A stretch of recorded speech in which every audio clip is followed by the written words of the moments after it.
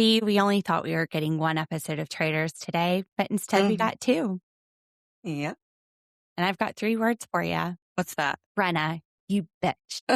Traitors, season 4, episode 4. Cut the head off the snake. Let's watch. Remote reality, yeah, that's the key.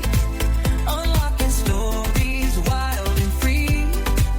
With the host, side by side.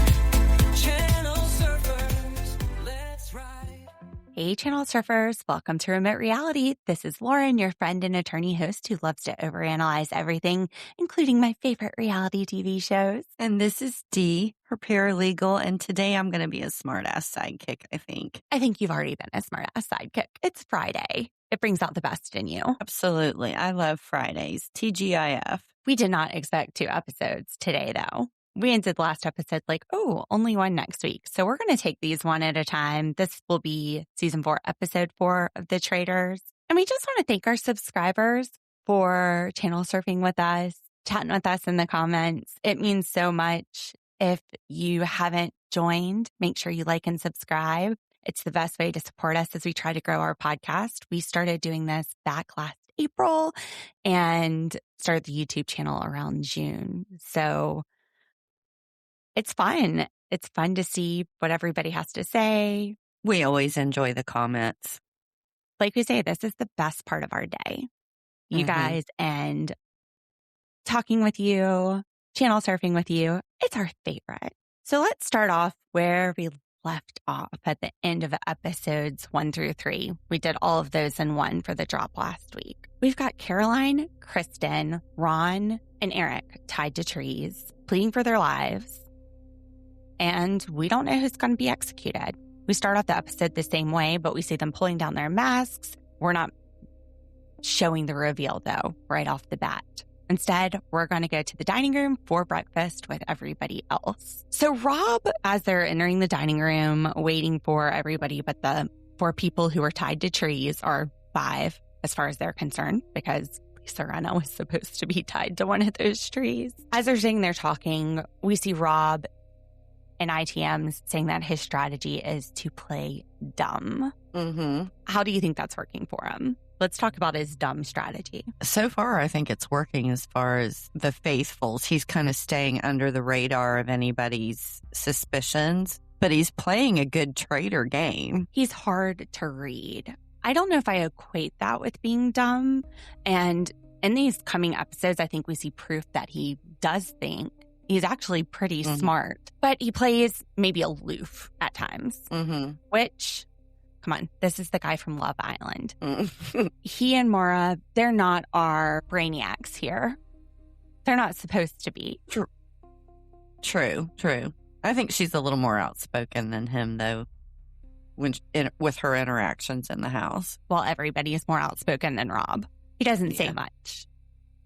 Now, Monet, as they're coming in, he has a strategy. When the traitors enter the room, not the traitors, the faithfuls that were tied to the trees enter the room, let's put them under cross-examination. Let's just start questioning them about what happened the night before, even though they were blindfolded and tied to a tree. Let's see what they say and compare their stories. And Rob, he's like, yeah, that sounds like a good idea. Again, would a traitor encourage somebody to use this strategy? Probably not. So he's not playing dumb. That was strategic. I think it was strategic. Yeah, it was a strategy they played last season, too, with the coffins. To question? Yeah, what the people heard. They asked them when they got back in. They were asking them the same questions to see if any of them didn't match the other ones. Dorinda is feeling very guilty that she left Lisa Rinna tied in the woods to a tree. Lisa says that for her husband, Harry Hamlin, he would tell you that outdoorsy camping stuff is like going to the 4 seasons. That's the most seasonal weather she's getting. So Dorinda can't imagine that Lisa will ever forgive her if she comes back alive. And she feels bad because Dorinda feels like the housewives have a loyalty to each other. She felt like she's loyal to Lisa. She let her down by not stacking those skulls up And as housewives, they're loyal to each other. So when this gets added into the edit, my first thought is they got rid of Caroline. The editors are antagonizing us. Let's make Dorinda say something and then show that Lisa's going to stab someone in the back. So even though we ended last episode with me thinking Kristen, the scene with Dorinda flipped my switch. Yeah, I was kind of thinking something similar. So as people are coming in, the group is speculating that either Kristen or Eric would be a low-key murder. The consensus is that Ron is not going to be taken out because he's shielding the traitors, or he is a traitor. And Rob points out the traitors either want us to think that Ron is a traitor or Ron is actually a traitor, just to prove the point that the traitors aren't actually going to get rid of Ron. I agree. Right now, the name of the game seems to be, if you have a huge target on you, you're not getting murdered. Target as in the Roundtable. If you're one of the names being discussed for Roundtable, they're not taking you out. No, those people are shielding the traitors right now. Which, from a faithful standpoint, wouldn't a strategy make more sense to keep things under wraps? Not put on blast who you think a traitor is? I mean, that strategy could work as long as you're away from the round table. But once you get to the round table and everybody starts talking, you can kind of get a feel what people are thinking and what direction that they're going based on those round tables. But that's because they're putting them on blast. What I'm saying is if you suspect somebody is a traitor and you don't make it a huge issue, then the traitors might kill that person to eliminate your question, to resolve your question for you. But if you have that person on blast, they're safe from being murdered. The only way to get them out is going to be the round table. So strategically, if you want to know if somebody's a traitor or not putting them on blast doubles their chances of you finding out. Because either you bring it up when the time is right at the round table or you wait to see him get murdered. Ron's not getting murdered. These big names aren't even a thought. We saw that at the turret. We're not getting rid of Ron. Not getting rid of Michael either for the same reason. Correct. So yeah, Rob is saying that either Ron's a traitor or the traitors want us to think that Ron's a traitor. He's telling Monet, good idea. This is the most that I've seen Rob talk. Yeah, he doesn't say a lot. He just looks good. All of a sudden, he has opinions, and he's bringing them here. So everybody's gathered in the room, eating their smoked salmon, and we get down to the missing players from last night. The next people to walk in the door are going to tell us who wasn't murdered. So first up, unsurprisingly, Ron. I wonder if the faithful are analyzing the order of how people come in. They know that editors are going to save the most controversial for last. Yeah, that was something that I kind of watched last season to see if there was any kind of pattern, any way to figure it out. And I didn't notice anything. I'm just sitting there like, how come they're always the last ones to come in? Like, does somebody go and knock on their door for them to walk in? You know, okay, it's time for you to go into the dining room. Or is there a bell that says, okay, come downstairs? The edit always is creating suspense. The missions were always down to the last second, or it looks like they might not make it. We know this about the editors and the traitors. So if they send in Ron first, the faithfuls could take that to mean this wasn't something that's going to keep the audience in suspense. The audience essentially knows the way that they're editing this, that Ron is going to be safe. Is that because he's a traitor? Is that because he's a big threat? When it's coming down to two people at the end and they're walking in one-on-one, my guess would be that neither of them are traitors, because it's not going to create suspense for the audience in the edit for Lisa Rinna or Kristen to be the last two, because you know it's going to be Kristen. So I wonder if they're looking at it from that angle as well. Do you see what I mean? Yeah, looking at it from the editor's view, because they know the show creates suspense. So they're telling a story with the way they're sending people in. Yeah. Ron says his henchmen tied him to the tree. The traitors had to walk around him, and he thinks he heard 3 traitors. But then in the diary room, he doesn't say this to the group. He did hear the tiniest of footsteps, and he suspects that that is Maura because she's the smallest person. Now, Dorinda still has her eye on Ron because week 1, it looked like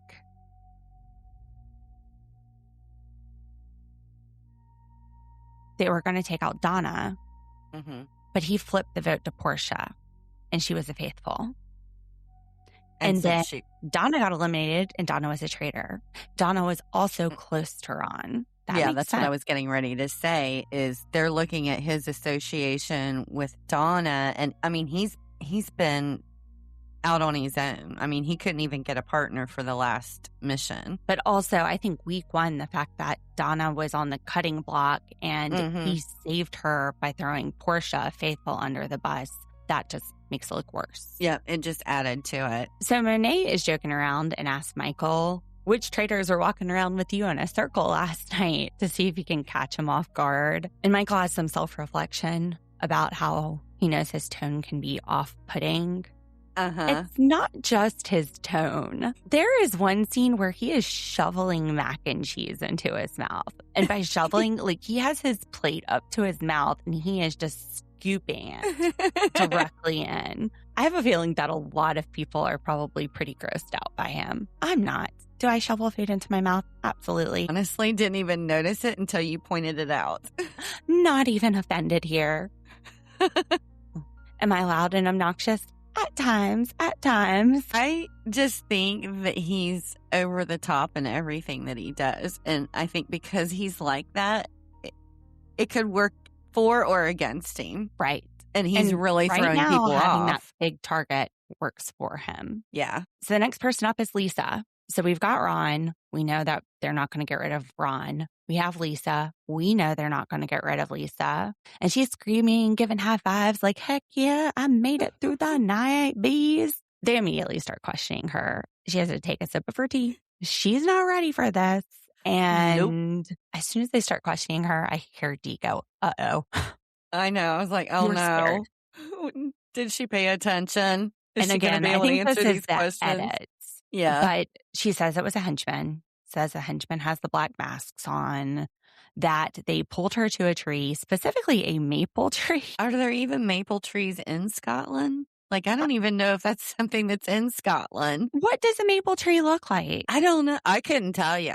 I couldn't tell you. Exactly. She's like an arborist. Well, and they did, somebody tried, I think it was Monet. He tried to trick her and say, wearing the gold mask, because Ron had already said the guy was wearing a black mask. And she was like, no, it was black. Right. And you were saying, say black, say black. Yeah. Yes. I was like willing it to her. She told the traitor that she was a good faithful and that she would help them. And Natalie questions that. Why would you say you're a good faithful? And also, why would you tell everybody that you're going to help, that you told the traitor you would help them? What do you think about that statement and including that in the explanation of what happened? I thought it was really interesting because that's exactly what, was it Eric? That's exactly what Eric said to the traitors. Well, he didn't say he was a good faithful. He just said he would help them or whatever. Right. So I thought it was interesting because, it could be plausible, especially if, we've seen it in other seasons as well where they try to negotiate. So I honestly didn't think it was something that would be out of character of someone on the tree. And see, I'm the person overanalyzing everything. The reason they're asking these questions is so that they can compare stories. The other people tied to the trees aren't going to be able to say whether or not what Lisa said is what she said. So what is the point of Lisa saying this? It's to let them know she is a good faithful, to try to convince them that she is a good faithful. And later on in the episode, there's things that Portia say where it's the same thing.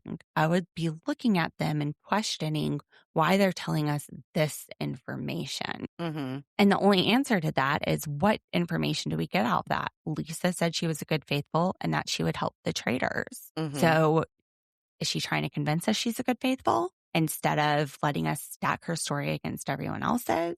So I thought that was interesting, Mm-hmm. and I don't see anybody yet bringing up these little nuances. Why did they say this? This seems a little off. And that was different. No, we didn't see anyone else tell what they told the traitors. No. But Lisa says, well, I thought I was going to die. Mm-hmm. And when she pulled down her mask, the henchman slammed an axe.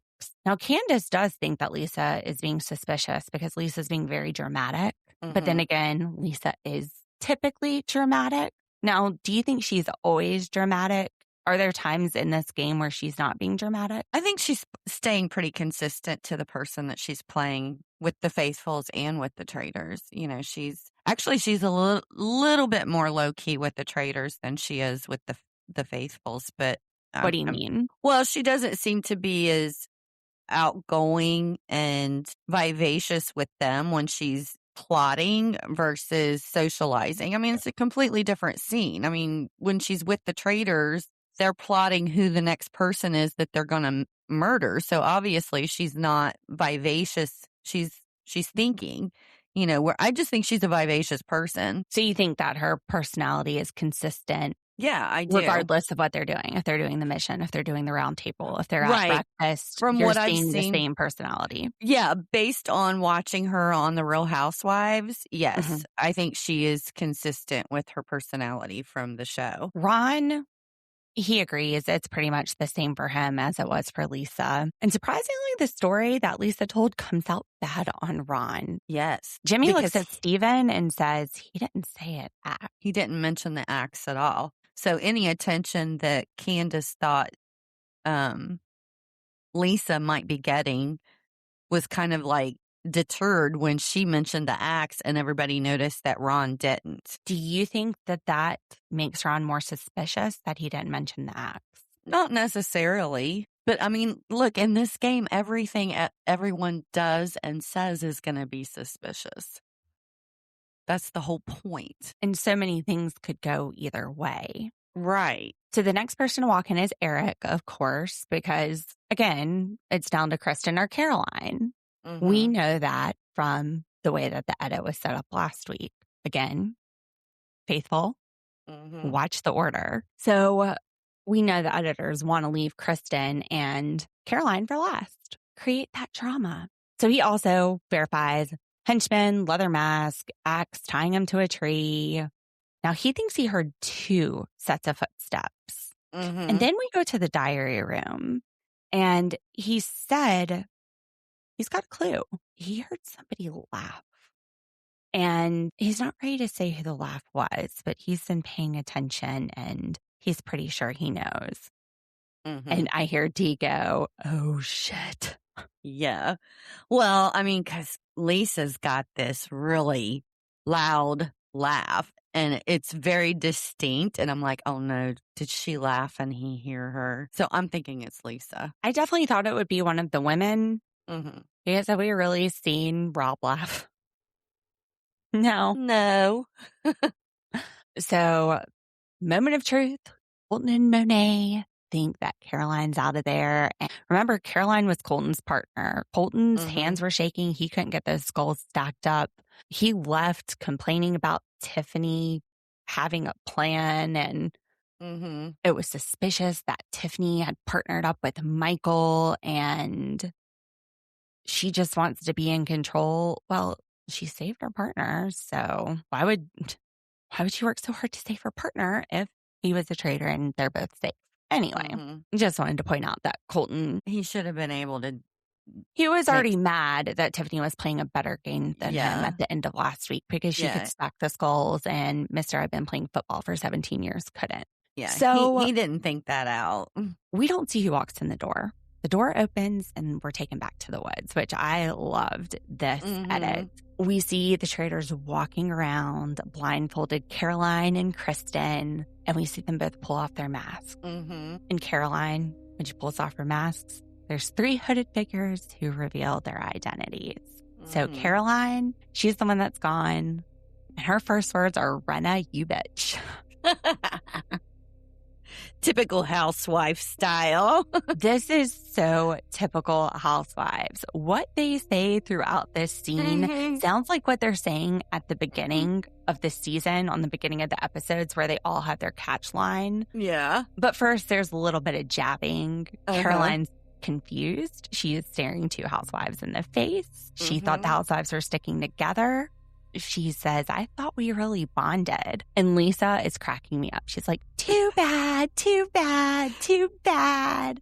And Caroline, she's got a smile on her. Bye, you go. And she's got her smile on her face the whole time. Like there's no sadness, no nothing. She's enjoying every bit of this. Is playing this role. And then when Caroline goes, okay, well, I guess I'll see you outside of here, like at BravoCon. And it says, no, you won't. No, you won't. Dang, girl, because you're dead. And then we get to the housewife opening lines. Only a housewife could look you straight in the eye and then stab you directly in your back. Caroline, with her apple or whatever she's holding in the beginning of her. I've never seen the Dubai. I haven't either. The death of murdering a housewife face to face is like the cherry on top of a sundae. Lisa Rinna. That's going to be her new opening housewife line. And she's going to be dropping that cherry right on top. Yeah. Caroline's is going to be Rhino, you bitch. Rhino, you bitch. Yep. Very dramatic, very fun. And Caroline was shocked. So, what did you think of Alan's outfit? He's got the orange suit, the leopard pocket protector and scarf. He has some jewels on his face and on his straw hat. I liked his outfit. You know, I always love his outfits. You loved Big Bird. He can wear it. I'm not a person that likes yellow, but I mean, Alan can just wear anything as far as I'm concerned. loved what he was wearing today. I love his crazy style. But when he looked like Big Bird last week, look, I'm going to tell it like it is. It was a Big Bird. I just thought... Some people were like, this is blasphemy that you're talking about Alan. It's okay. It was a swing and a miss. It happens. I honestly think he can wear anything. A lot. Now, Kristen says she heard 3 to 4 traitors. Every one of their numbers is different. So they're not getting any information from asking the question, how many did you hear? Except to know there's 2 to 4 traitors. Exactly. While Yam Yam is questioning those that survived last night, he refers to what happened as a ceremony. And Tiffany finds this suspicious. Dorinda, you see her, she's like, what did you think? Did you think Yam Yam calling it a ceremony was suspicious and something only a traitor would do? No, I didn't. I would probably refer to it as a ceremony too. Right. I say that as I'm sitting here wearing your green cape. What are you going to call it? What else is there to call it? I mean, I know there's a few things, but ceremony. The crime scene. Ceremony. Yeah. Ceremony easily comes to mind. The place where a murder happened. Now, Ron and Eric, they're comparing notes, and they're both talking about one set of light footsteps and one set of heavy footsteps. So they both agree on that. But Eric still doesn't open up to Ron about the giggle. I don't think he does with anybody until they get to the round table. I don't remember seeing him tell anybody. Tiffany is trying to get everybody on the same page for Ron. Her argument is that he's unpredictable. He tries to get sympathy shifted to him when the tension starts looking bad on him. He plays a boo-hoo card. And also we hear, the Portia vote. We hear people say that he's not getting too close, but specifically this is what she's talking about, and people are backing her up on it. Now, Tiffany thought it would be Kristen that was killed because Kristen is smart, and that's exactly how you and I were thinking. Right. These traitors are good at changing up their modus operandi. They're very good at keeping them on their toes because as soon as the faithful start, seeing any kind of pattern, it changes and then they lose all. They have to start at square one again. So we see the guys having a little bro scene outside. It looks like Colton and Rob have a secret handshake. I missed that. And Colton tells Monet, Rob R., and Mark that he thinks Tiffany is a traitor. And here are his reasons. Here are his facts. One, she half-assed an insincere fake eulogy for Ian. That's not a fact. Objection, hearsay, objection, stating an opinion. And it's not an expert opinion. You're just saying you think she was fake and half-assed when she did the eulogy for Ian. Even though they were the only two Big Brother players. Right. This was her only connection in the house. Big Brother, I mean, they go to reunions together. They have that family, just like The Bachelor has the Bachelor family. So fake and insincere, that's your read on it, but that's not facts. And then she murdered Ian and Rob R. Okay, well, prove it. That's a conclusion that she murdered it. Could we get some supporting evidence besides just a statement you're making? Objection, hearsay. And then she wants Ron, Yam Yam, and Michael, not because she's suspicious of them, but because she wants control. What does he mean? I don't know. That sounds more personal than strategic. This doesn't make sense. Yeah, I think maybe she's hurt his feelings somewhere along the line. Because, I mean, there's no strategy to that. What does someone wanting to be in control or anything like that have to do with anything? That's the guy who is running around trying to get out Tiffany, who last week ran around and tried to get out Donna. We're talking about control. Who is the one coming up with strategies and calling shots? Without any evidence? I'm sorry. None of this is proof of anything. I think she's fake. I think she murdered them. And I think she wants to be in control. Oh, okay. Obviously a traitor. What? She's a gamer. She's going to strategize. I think Colton is an idiot because these point A plus B does not equal C. It's like 1 + 1 does not equal 2. He is not giving us a foundation to lead to his conclusion that Tiffany's a traitor. Well, her behavior, though, would have led me to not think that she was, because I actually thought she was more vocal than she should have been with her strategy with Ron, Yam Yam, and Michael.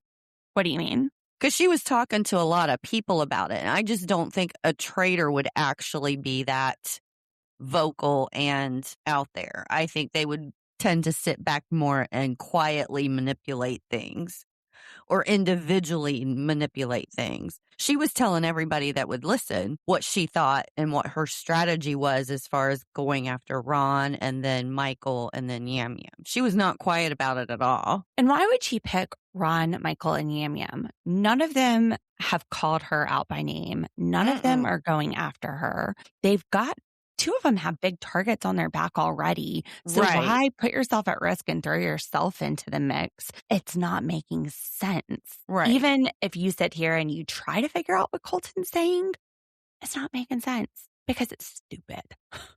Yeah. I just have a gut feeling and y'all should go with it. That's the reason why I think whatever's going on with him where Tiffany is concerned is personal. I think that she's hurt. When I say hurt his feelings, or she's done something. Well, she outgained him. She was able to stack those skulls up. And I just don't think that he liked her being nice to Michael. And she said if Michael's a traitor, then at least, friends with him and stay on his side, which is a strategic move. It was a strategy that she planned when she chose him to partner up with him and talk to him, because she's like, I'm not real sure about him, but if he is a traitor, I want to be his friend. And if he's not, then he's a wild cannon and he's not firing off at you. That was a smart strategy. So Rob is like, whoa, Colton, we're throwing another name in the mix. We got a few people on the list already, but hey, as long as you're not targeting my people, I don't care. Keep throwing it. Yeah. Now, Rob says he thinks that Colton is smart, but he's completely wrong. I don't know where he's getting smart from. I don't know. Because he got lucky with Donna? Yeah, maybe. Or maybe at that moment, Colton had said something smart, but he just knows that it's wrong. So He don't Or care. he's like, well, let's say Colton's smart. Maybe spread that around so that people listen to him and don't target me. True. Believe Colton and go down that path. Colton knows that targeting Tiffany is going to put a huge target on his back, but he's going to do it anyway because if he goes out, you don't want to go out like a bitch, whatever that means. Kind of looking like a whiny bitch now. So they're going to the mission, and in the car, Candace finds out that Colton is targeting Tiffany. Now, Tiffany, we see it at the beginning at breakfast. She's sitting next to Lisa Rinna. She has gotten very cozy with the Housewives. She fits right in. And she's definitely put her mark on Candace's heart. Candace loves Tiffany. And Candace says it's not Tiffany's time to go yet. Will Candace's love for Tiffany affect her Traitors game? I think it could. I think it's a good possibility. Traitors usually want to blend in. It also doesn't hurt, though, to have somebody that's faithful be able to vouch for you.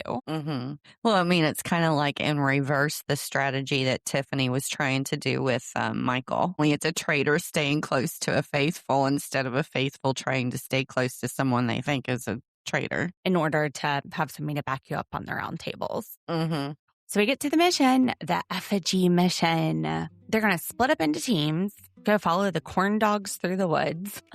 I know it's corn dolls, but I know. I have this Hansel and Gretel image in my head that they're just like following corn dogs. And they're looking for spears. And then they're going to stab a beast or an effigy. It looks like this big bullhead.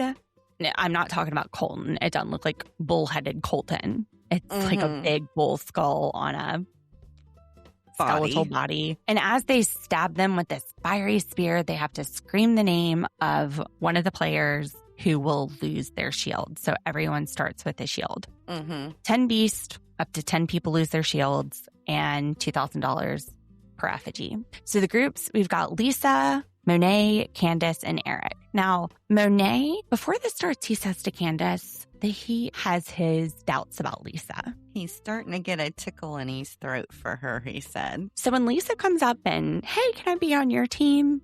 He's reluctantly saying yes.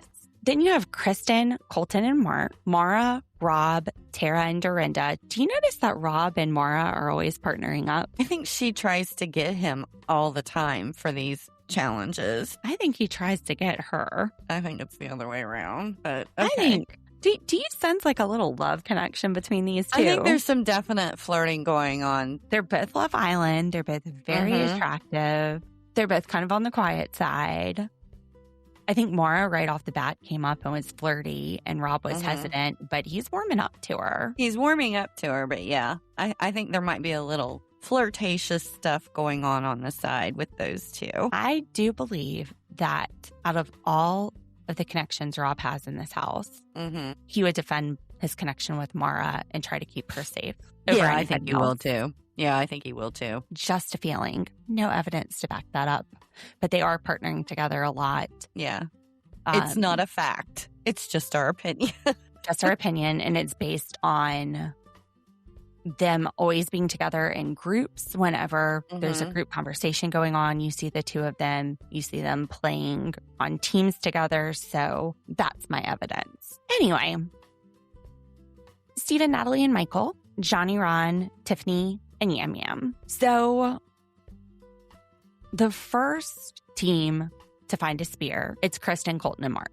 And they take out Ron. Because if Ron is a traitor, he's not going to be murdered, which makes sense. Like, yeah, if you're going to take a shield from someone, take it from somebody who you know isn't going to get killed. And right now, we aren't seeing the loudmouth players being murdered. So what do you think of that strategy? I think it helps protect them. Like, if Ron is going to get mad, their response is, look, you're safe.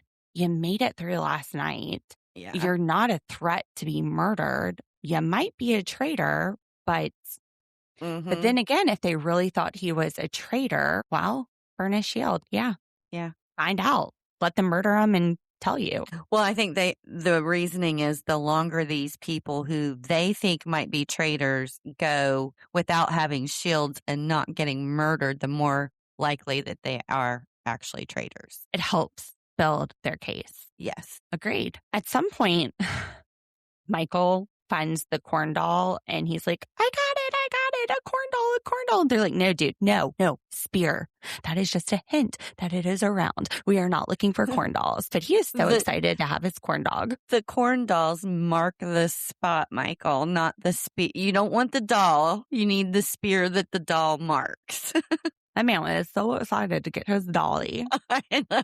Number 2, Lisa, Monet, Candace, and Eric. And they take out Tiffany. Monet and Eric kind of bring it up. Mm-hmm. And my read was that Candace and Lisa, they were kind of like, and then they just went with it. Yeah, I probably would have done the same thing in their situation. You got 2 traitors on the same team in this mission, and I wouldn't have done anything that made either one of them stand out. So yeah, I would have just went along with it.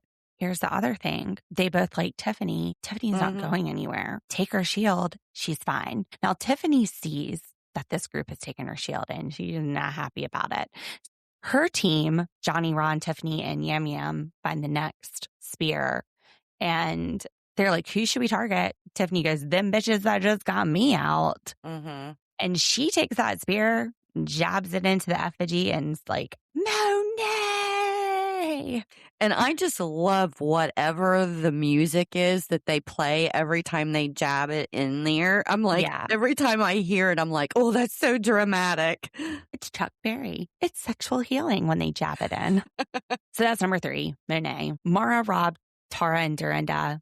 They have the next spear and they take out Michael. Number 4, because he's a big personality, not a threat for murder. Stephen, Natalie, and Michael then find the next spear.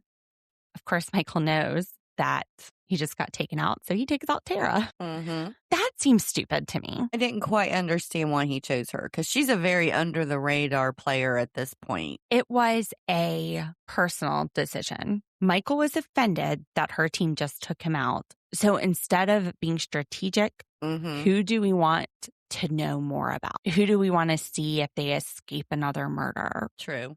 Who do we want to put up there that isn't going to be a target?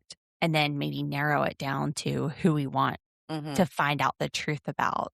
He just picks Tara because she picked him. His head got out of the game and he reacted quickly, and I don't think it was smart. I don't think he's a logical player anyway. I think he's a very emotional player. Which is a liability to the traitors. Arguably, Colton is doing the same. Maura, Rob, Tara, and Dorinda, they find another spear. Tara gets to pick and she takes out Steven. 6th person out.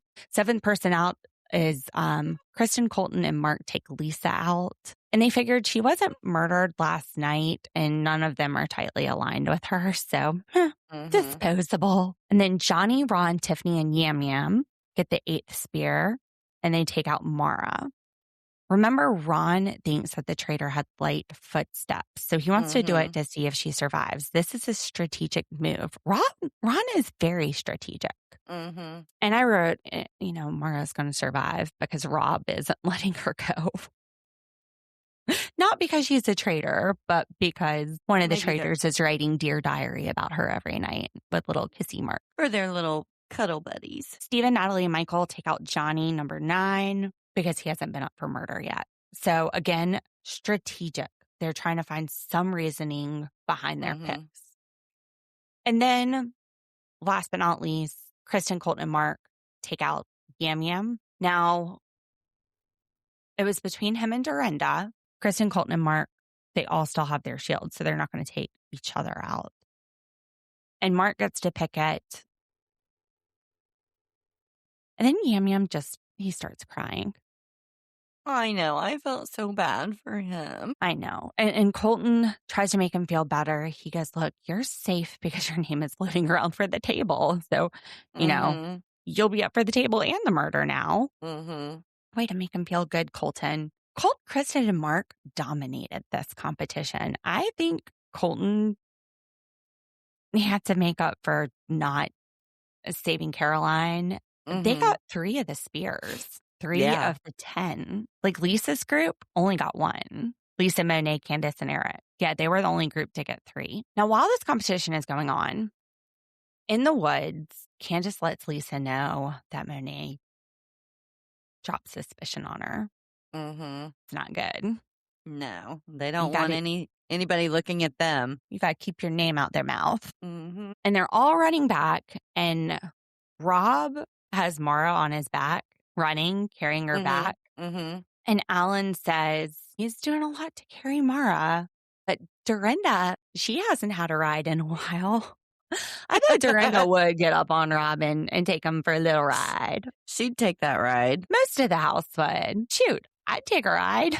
I'd take that ride. Giddy up, Rob. So we've got Ron, Tiffany, May, Tara, Steven, Lisa, Maura, Johnny, and Yam Yam. Shieldless. Up for murder. Car ride back. Tiffany, they've got girl code here. She tells Maura that Ron thinks it's her. Mm-hmm. And Lisa Rinna is sitting right there. How could this affect Lisa's decisions? That Lisa hears Tiffany telling Maura that Ron thinks it's Maura. Could it affect Lisa's decisions at the round table? Yeah, because if Ron is somebody that people are suspecting, well, not necessarily round table. I'm thinking murder. Like, okay, so that was my other question for murder. So we'll start with murder. I can see where she'd be like, look, Ron's been throwing Maura's name out there. So if she disappears through murder, that's just going to put it'll put more of a target on him. Yeah. As far as a round table, she sees Tiffany taking people aside and giving them advice. Mm-hmm. She also sees Tiffany trusting the ladies, mm-hmm. girl code, but she doesn't know what other conversations Tiffany's having outside of her presence. And it could make her worry that Tiffany might take something she says in confidence to somebody else. Not that Lisa's saying much in confidence, but... Right. Good point. In Eric's car, discussions are happening about who the traitor is. And we get back to ITMs, and Eric is saying, I'm going to keep my clue close to the chest. He doesn't want to throw another name into the mix right now and get people off of their projected plan. Mm-hmm. What do you think of that strategy? I think it's a pretty good strategy that he's keeping it to himself. He's going to wait for the round table. And I don't think he would have brought it up at the round table if the momentum had not have shifted towards Tiffany. I think it was a very smart decision. Yeah, I agree. There's enough people on the plan. If he throws somebody else in there and you already have huge momentum going in another direction, you might not get the votes that you need to get rid of Tiffany. And then Tiffany targets you. Right. He was holding it close to the chest until it looked like it was going to swing in one direction. And then he was going to be the cherry on top of the sundae. Yes, he was. The nail in the coffin. Mm-hmm. I thought that was very smart, very strategic. Mm-hmm. And also, as long as the plans floating around aren't saying Eric, why worry about it now? Unless he's worried that Tiffany is going to take him out. But Maura, Rob, and Mark are talking about Colton's theory that Tiffany is a traitor. And Maura, she doesn't think that Tiffany is a traitor. This shocks her that this conversation has even come up in the moment. Right. And then we see Colton going around, rallying the votes for Tiffany. He's got Yam Yam, Steven, Eric, Tara in a room. And he's telling Yam Yam, I'm going to flip it. You need to stay locked in on Tiffany because she's nice to your face and dragging you behind your back. So that makes her a traitor because she thinks that Yam Yam is a traitor. That makes her a traitor. You think she's a traitor? Does that make you a traitor? Again, it's like he's playing on Yam Yam's emotions to try to get an emotional vote out of him. And it works. Yeah, I think he was just manipulating his feelings for Tiffany to get Yam Yam to stick with him. I don't think it was a strategic thing that he was saying. I don't think he was trying to say she thinks you're a traitor and she's nice to your face. I think it just fueled what he was trying to say to the group trying to make about her her be a threat. Yes. To Yam Yam. And without any evidence, just that she's dragging you behind your back, no other evidence that she's a traitor. She's suspicious of you, so stay focused on her. Sounds like something a traitor might even say. Yeah. So Candace walks in on this little powwow and she's like, don't keep the door shut. And Colton is off. He is off to go convince more people about Tiffany. Candace, she's like, this is a mess. Colton is being sloppy. This is exactly what happened with Portia.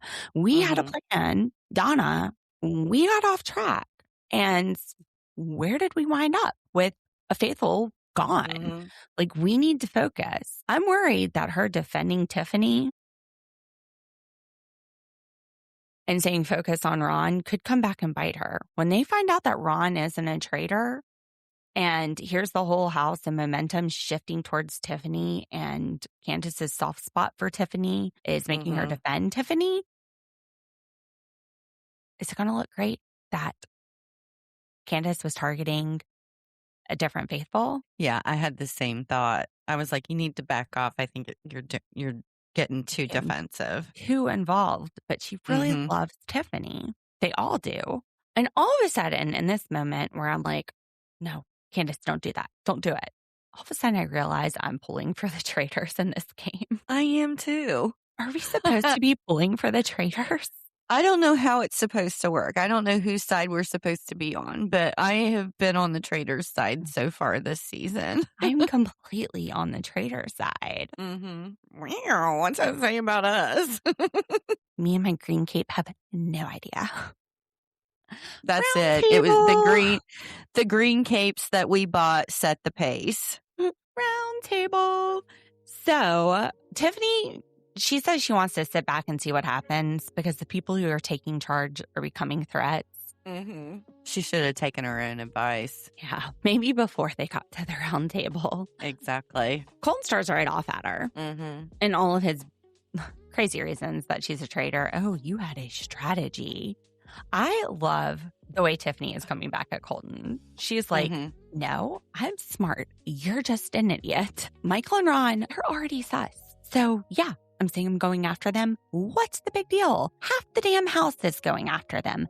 A. And B, Yam Yam, she's got her reasons. But then Yam Yam starts into it, and she's like, I'm not talking to you, Yam Yam. Then she's got Colton and Yam Yam coming after her, and I think it throws her off track because she stops focusing on her reasoning and just gets into defensive mode. And she was sounded very condescending at that point with them. Well, she had two of them coming after her for I know, I'm just saying no that was reason? the tone. No, I'm just saying that was the tone that I picked up. And some people, I am one of those people. As soon as somebody starts getting condescending with me, it just, I just shut down with that person. Like, I don't listen to them anymore. I thought she was telling it like it is. You She guys are was. idiots. You are basing this on nothing. Why would I get out Ian and Rob C? They're gamers. I'm a gamer. I'm not going after the gamers. And Colton, he knows he's taking a big chance. And she's like, yeah, it's a big chance, but it's a wrong chance because I am faithful. And then, like, Yam Yam is ready to write her name down right then. Colton asks her how to spell her name. And she says, Tiffany, like the company. And he's like, I have to ask because I'm not so smart. And she goes, okay, well, now you got it. I agree. You're not that smart. But it blows up. And then her suspicion on Ron, they start to go over that again. And Maura jumps in and says, well, Ron, why do you think I'm a traitor? I heard you had my name in your mouth. And finally, we get some evidence. He goes, I heard light steps. This is the most evidence we've seen at the round table. Again, I think Tiffany would have stepped it up with some evidence, but she Too busy was taking being it tag personal. teamed by two dudes coming after her for no reason. Well, Maura gets defensive also. So Ron is sitting there and he's got evidence. He's like, you're a little person. I heard little tiny footsteps. So it was either you or a squirrel, and I'm going to go with you. And she tells Ron, don't do me like you did Portia. So, and she only has one person coming after her. And then Eric decides it's time to step in with his evidence.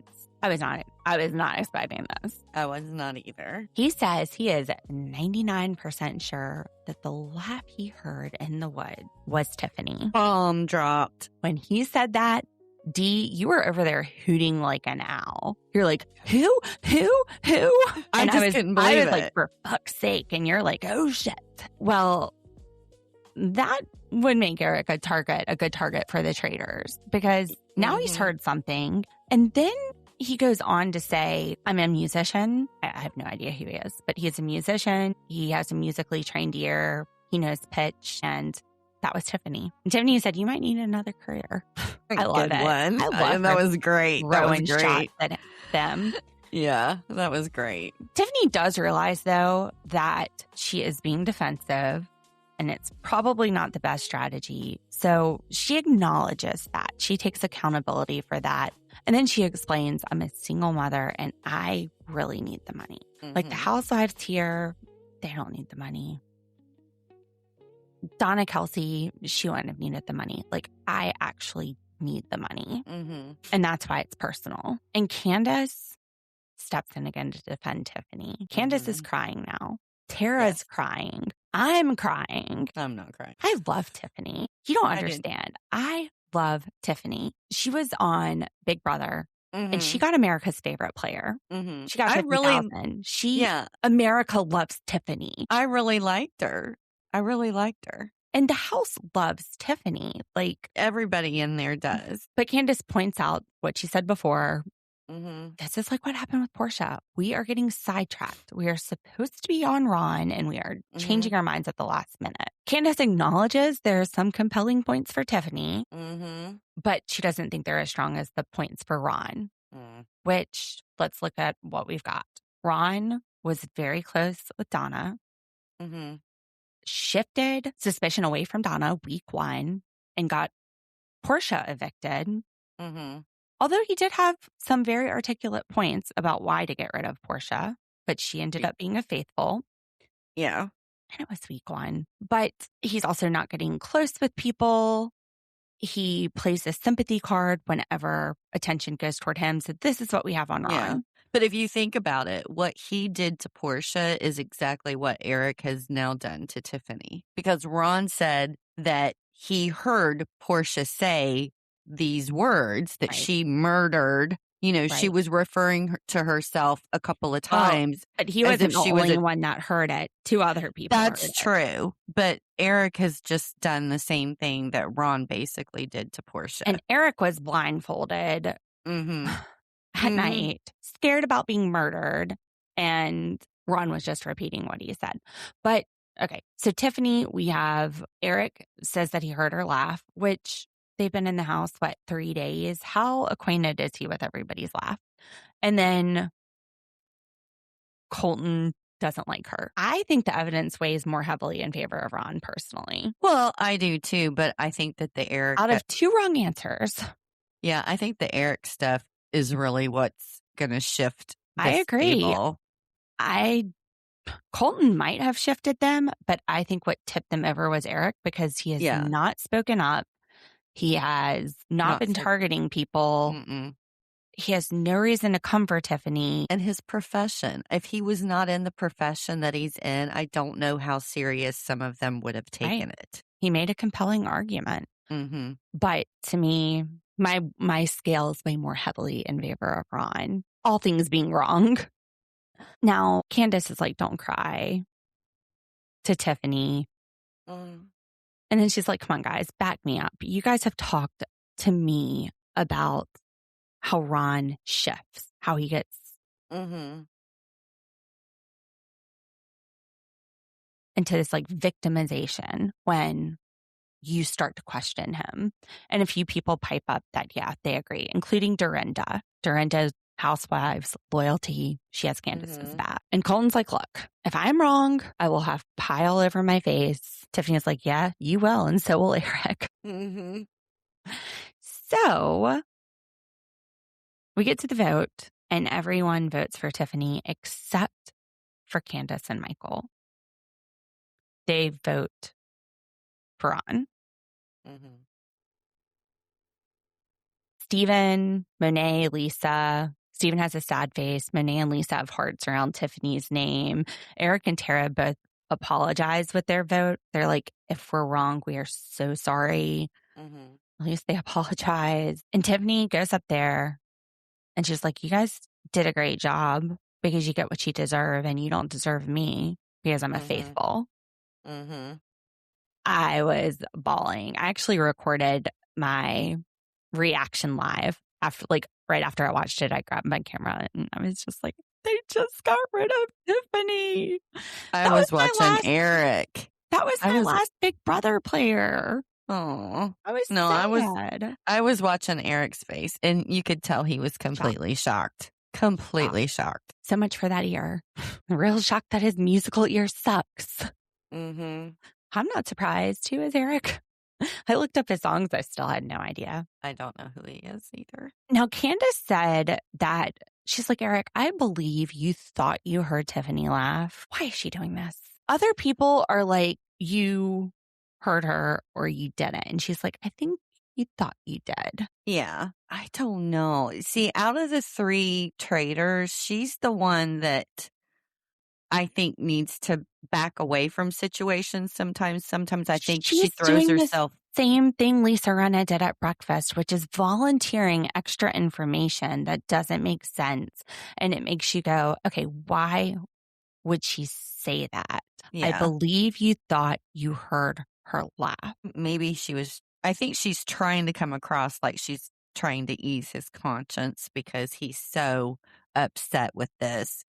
But I would have not, as a traitor, I would have stayed completely out of it as far as making a statement. Now, as they're going to leave, Michael decides to throw a shot at Colton. He's like, there's ringleaders here, and there's not ringleaders here. Wink, wink, Colton. And then we see Colton and ITMs giving us some BS, something like, we question people, and that's how we get information at the round table. I'm sorry, the only thing I learned from this round table, Colton, is that you're an idiot. You're basing the game off of instinct instead of any sort of proof. And that Eric has no talent for people's laughs and deciphering them. I think that it's going to make a pretty big target for him and Eric at the next round table. And I would not be surprised at all if he doesn't turn on Eric and say, he's the one that told us he heard her. Only a traitor would do that. Michael would do that.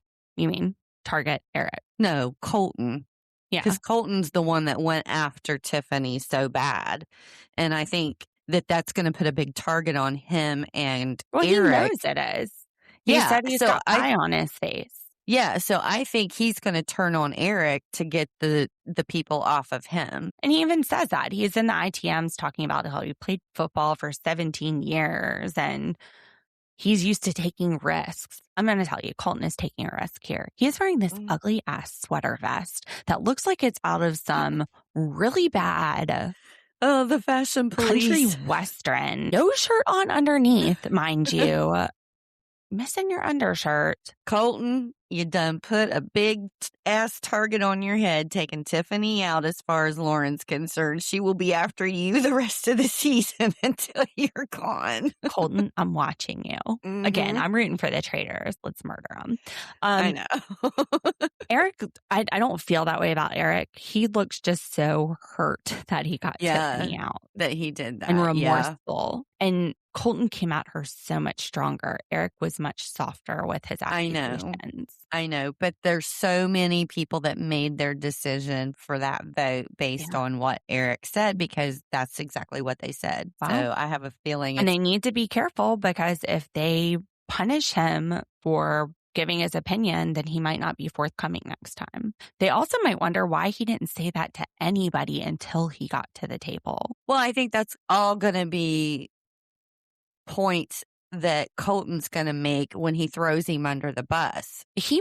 Eric must have been so sure that this was Tiffany. I think he was really, really sure. He didn't think out, what if I take a swing and have a miss? He didn't think he was missing. No, and I also think that he will probably be way more cautious in the future with his voices around the round table. I think what he's going to say, because of what just happened. It affected him that badly. After the round table, Michael is talking to Kristen. He goes, it's one of the 3 hunks. That's either Colton, Steven, or Rob. He's right. It's one of the three hunks. Apparently, they hang out together all the time, too, those three. So the traitors go and they meet in the turret. They have to decide who's gone. I think it's going to be Monet because Lisa's name was in his mouth. I was thinking the same thing. The edit makes you think maybe they're not considering Monet, but knowing these traitors, they can't take that risk. No, I think it's going to be him too. And right now, it seems like a good opportunity because Candace says she was the only one around when Monet dropped Lisa's name.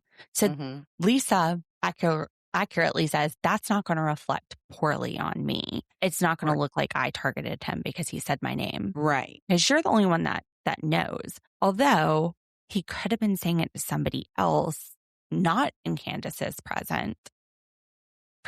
So it's true. I guess it would depend on who he trusts in the house, but that's the conversation. Well, what if he had said it to Yam Yam? Yeah. I mean, he and Yam Yam were talking at the very beginning saying it was Donna. So we don't know who he's talked to. That one moment he said it just in front of her, but we don't know if he's had other conversations. But this is a good chance to get him out. Get him out early at the first sign of an issue. Right. But one of the things that Rob has been saying that he didn't want to get him out because they need him for the missions. A lot of these guys are staying because they need them for the mission. So that's another strategy that I don't think anybody's looking at. Maybe that's where Colton felt threatened because last week he couldn't stack those skulls. Got to stir up a little drama. So that's who I think dies. Who do you think dies? You got Johnny, who's random. Monet, said Lisa. Tara, also random. Maura, which they said would be too blatant. That would be like pinning it on Ron.